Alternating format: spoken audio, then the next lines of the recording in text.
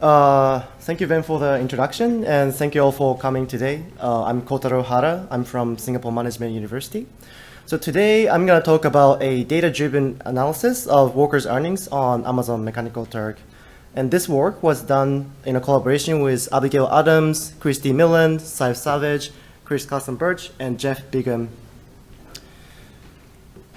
So a gig economy is transforming the way we work. In 2015, 600,000 online workers worked on online work environment, and this number is increasing. In 2013, online gig economy, or crowdsourcing, it generated $2 billion in economic impact, and this economic significance is increasing again. But at the same time, a number of researchers raise concerns about whether workers are treated fairly in this environment. The issues has been discussed in our HCI community, in CHI, and also outside of the CHI community.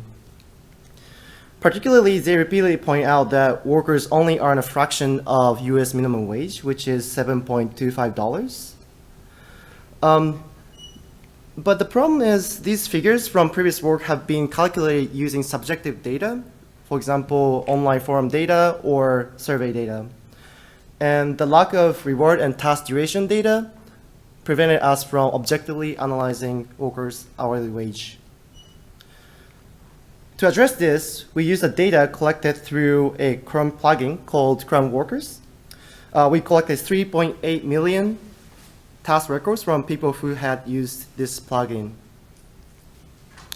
This data allowed us to ask and quantitatively analyze two important questions. One is, of course, how much are workers earning on Amazon Mechanical Turk? And also, another interesting question is, what contributes to this low wage? So let me jump into the first question.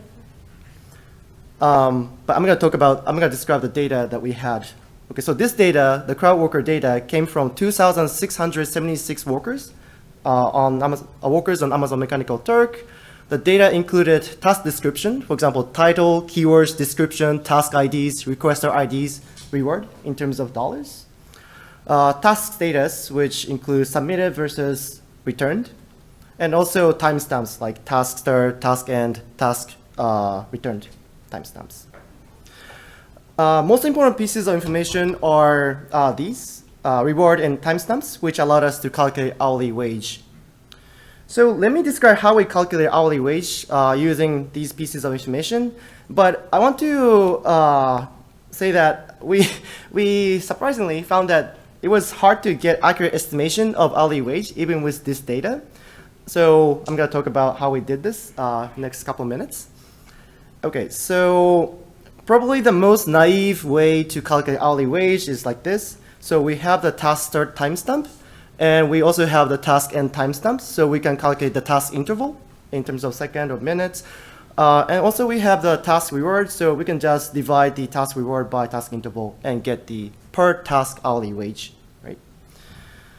And if you're interested in per worker hourly wage, which we are, we can divide the total reward that this person earned, and we can divide that by total interval that this person spent and get per worker hourly wage. So we call this naive method of calculating hourly wage. But using naive method may over or underestimate the hourly wage. So what do I mean by that? So consider this case. A worker worked on a task spanning time interval 1, and he or she worked on another task spanning time interval 2. And people could work on tasks concurrently, and in fact they do. And what happens is this interval batch becomes smaller than interval 1 plus interval 2. And this may cause naive method to overestimate work duration due to interval overlap and underestimate the hourly wage. Okay, and consider another case. So worker works on another task and spend interval 1. After a short gap, he or she works on another task and spends interval 2. So let's consider, so this time the batch interval is larger than the sum of interval 1 and interval 2. And in turn, this causes naive method to underestimate a work interval due to time between tasks and overestimate the hourly wage. So we want to consider this, and wage overlap and wage over and underestimation may affect the accuracy of hourly wage calculations. So we want to reduce the effects of interval-based interval overlap and time between tasks. And we use the temporal clustering method to compute hourly wage. So let me explain in more detail of what we have done. So let me give you an example. So again, one worker worked on task 1, task 2, task 3, and task 4. And we want to cluster temporally close tasks together to ignore this small gap that pointed by orange arrow. But we want to ignore this isolated task, or we want to keep it disjoint, right? So what we do is we focus on the distance between segments, D1 and D2, and we introduce this constant, capital D. And we group the time intervals together if the D, small d, is smaller than capital D, and otherwise keep them disjoint. So this is how we do temporal clustering of task segments. So now we can use cluster interval and also the cluster reward, which is basically a sum of all the rewards in this clusters, and calculate the per cluster hourly wage using this information. We can just calculate reward of cluster and divide it by time interval of cluster. And of course, if you're interested in per worker hourly wage, we can calculate that based on the cluster-based method. And we can sum up cluster reward and divide it by sum of cluster interval. We define this as per worker hourly wage with clustering. But because different choices of D yield different sets of clusters, we use D0 and D1 minutes and see their effects on cluster-based hourly wages. So here, let me show you the hourly wage distribution calculated using both naive method and also the cluster-based method that I just talked about. Here, x-axis shows the per worker hourly wage, dollars per hour, and y-axis is density. So here's the distribution of naive method. So, okay, so this is hourly wage. It's very right skewed, and the median hourly wage is $1.77 per hour, which is kind of unfortunate. Let's compare this with the distribution of hourly wage with the D0 clustering. So this green distribution is what's calculated using a D0 clustering. And the wage distribution becomes more flat because we are getting rid of the interval overlap effect. And the median hourly wage becomes $2.11 per hour. If we compare it with the D1 clustering distribution, the D1 wage distribution is more flat compared to naive distribution, but peakier compared to D0. And D1 median is $1.99. So what to take from this part of the talk is probably, okay, median worker hourly wage is around $2 per hour, which is unfortunate.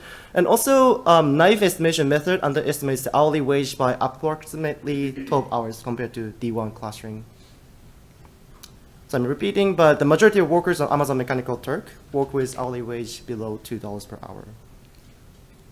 Okay, so let me jump into the next question.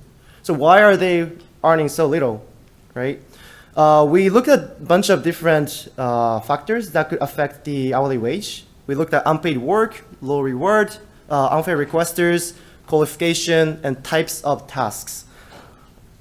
Today, I'm going to talk about unpaid work and requesters' effects because I think they are interesting. Let me talk about unpaid work first. But what do I mean by unpaid work? Let me quote so that you get a sense of what I mean. So this is a quote from Martin et al. 2014. So aspects of Turking or working on Amazon Mechanical Turk, like simply searching for jobs, can take considerable amount of time. The time spent learning and searching are clear examples of invisible or unpaid work that Turker must engage in. So this issue of unpaid work has been identified in prior work, but its effects were not quantified. So that's what we try to do. We try to quantify 3 types of unpaid work using our data. So one is effect of return tasks, then rejected tasks, and finally time between tasks. So first, return tasks. So when worker is working on Amazon Mechanical Turk, two things could happen. So he or she could complete a task and submit it. Or another thing that could happen is they start working, but for some reason, they realize that they cannot complete the task, so they return the hit. So in this case, requester does not reward the worker, so the time is wasted. Okay. To understand the impact of return tasks, we calculate the total time spent on submitted tasks and return tasks. And we took a sum for all tasks from all the workers, and this is the result. So for submitted tasks, 98,000 hours were spent, and for return tasks, about 46,000 hours were spent, which is 31.8% of the work time. Okay, let's move on to the rejected task. So how much the reject affect? Okay, so once workers submit a task, again, two things can happen. So first is, you work on the task and requester agrees to accept, then he or she pays the worker the promised reward. Another thing that can happen is worker works on the task, but the requester rejects, then the reward is not paid, so the time is wasted. We had data on task accept versus reject status for 29.6% of the submitted tasks. So we used that data to look at the time spent on accepted tasks and rejected tasks. Again, we took a sum for all workers and all the tasks and calculated total time spent. For accepted tasks, 33,000 hours were spent, and for rejected tasks, only 240 hours were spent. But this is only 0.7%, so it's not that significant. Finally, we looked at the times between tasks. So we wanted to know how much time was wasted because of time gap over here.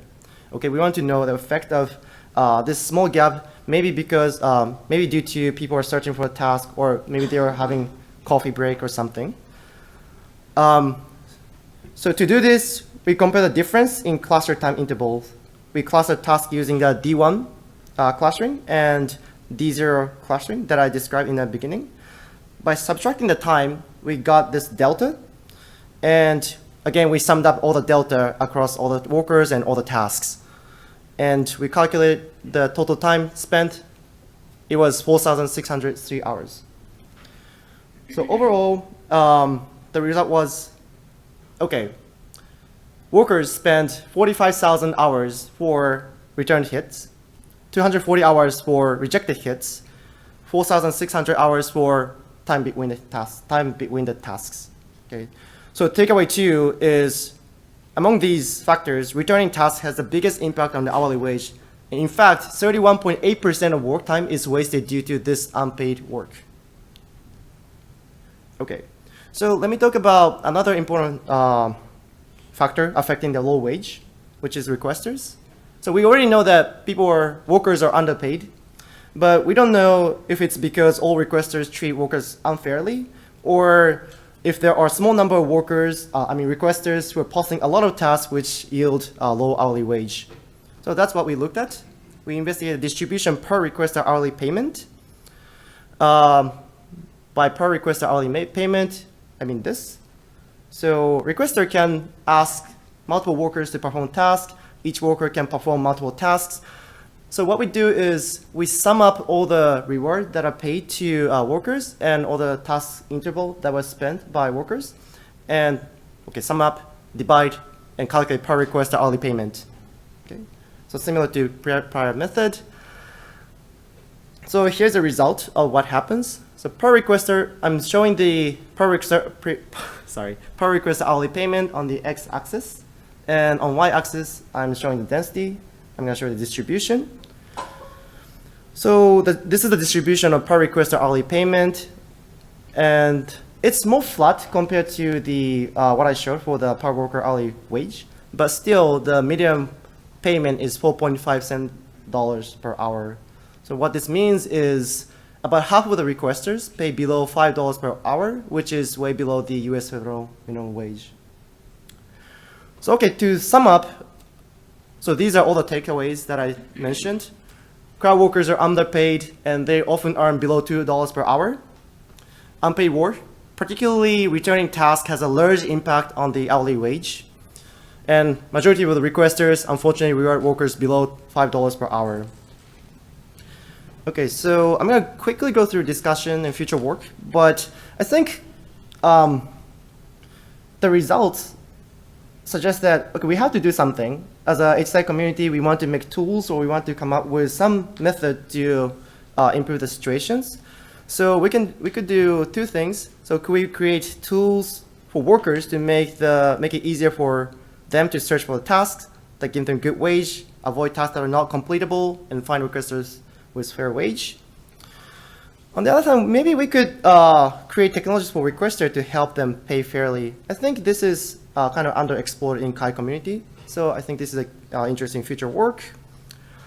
I want to show this, but I think I'm going to skip because, okay, actually I'm going to read it out. Okay. So after I published this paper on arXiv, Circuit from Virginia mentioned that today, BTGSA Research Symposium, I spoke with VT Pampling, business PhD student, about how hit reward overhead on Amazon Mechanical Turk translates to hourly wage, citing this work. She promised that she and her colleagues would pay Turkers a fair wage from now on.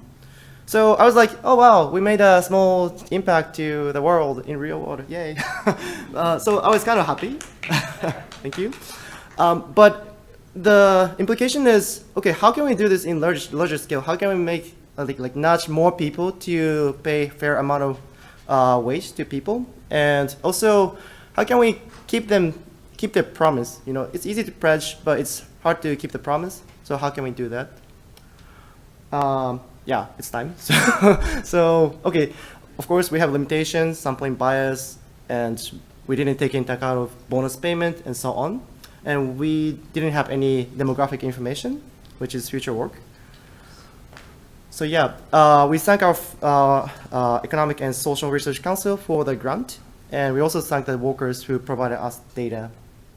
And this work was done with amazing people over here. Thank you.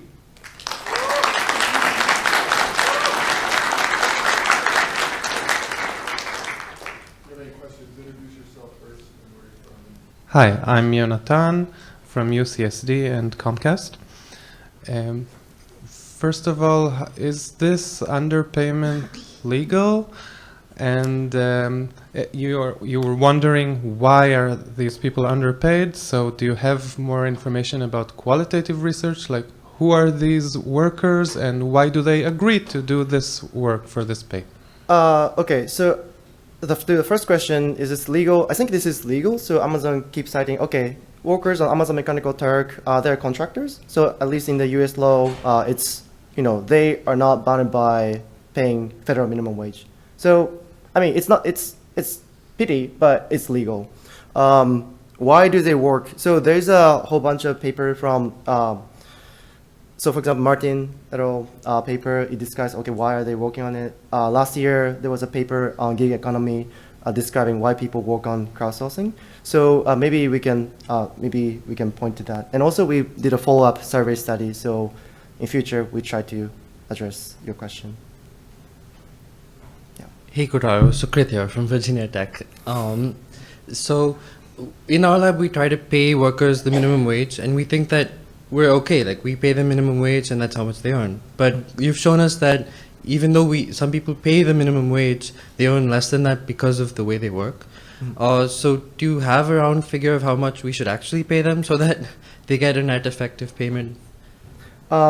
So that's awesome that you already pay minimum wage.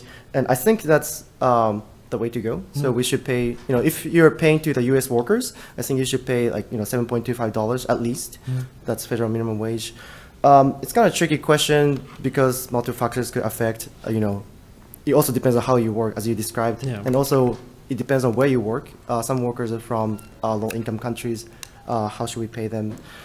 I don't have a clear answer, but I think at least the first step is, as you described, maybe we can pay minimum wage to, you know, minimum wage of that location. You know, if you're paying to US workers, you can pay $7.25.